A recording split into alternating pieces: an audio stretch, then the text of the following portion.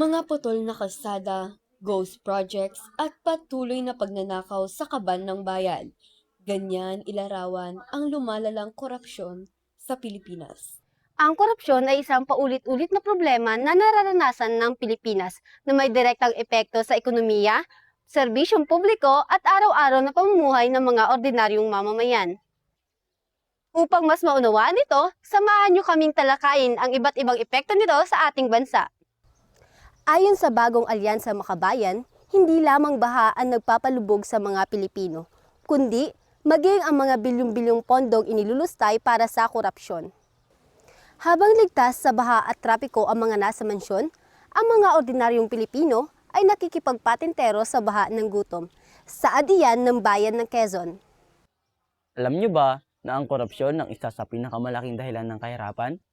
Ito rin ang dahilan kung bakit hindi kayang makipagsabayan ng Pilipinas sa pag-unlad. Dahil sa lumalalang katiwalian, maraming nawalan ng tiwala sa gobyerno. Maraming Pilipino ang nawalan ng gana sa eleksyon. Iniisip nila na kahit sino ang mahalal ay walang magbabago. Dahil dito, maraming Pilipino ang tumatanggap ng suhol tuwing eleksyon. Ayon sa Octa Research, 60% ng mga Pilipino ay nasusuklam sa malawakang korupsyon na lumalaganap sa ating bansa. Noong Miyerkules, ika-15 ng Oktubre, ibinunyag ng founder at president ng Octa Research na si Prof. Ranjit Ray na marami umanong naging dahilan kung bakit ito ang naging resulta ng nasabing pag-aaral. Hindi lamang kahirapan ang naging resulta ng korupsyon. Nagbunga rin ito ng takot, pangamba, lungkot at pagkabalisa sa bawat mamamayan. Kapag nakikita ng mga tao na nagnanakaw ang opisyal o nakakalusot sa kasalanan ng kanilang ginawa, nakakaramdam sila ng kawalan ng hustisya.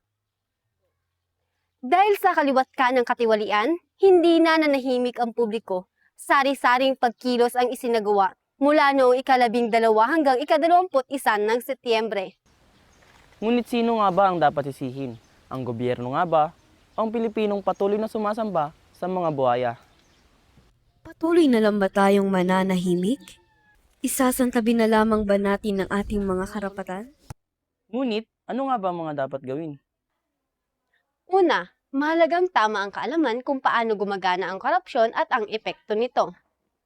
Pangalawa, kailangan nating maging mapanuri sa pagboto, sumali sa mga community initiatives at panagutin ang mga lider. Pangatlo, suportahan ang mga patakaran tulad ng Freedom of Information Law. Sa mga simpleng paraan, mailalayo natin ang ating bayan mula sa katiwalian. Hindi pa huli ang lahat upang lunasan ang sakit ng lipunan. Marami ang maaaring maging aksyon upang tuluyang mapuksa ang talamak na korupsyon. Hindi pa huli ang lahat. Ang pagbabago'y nasa ating mga kamay. Pumili ng tapat, maaasahan at mabuting leader. Huwag ang ating mga iniidolo. Sa patuloy na paglalim ng baha ng korupsyon, dalawa lamang ang pagpipilian. Lusong o lusob.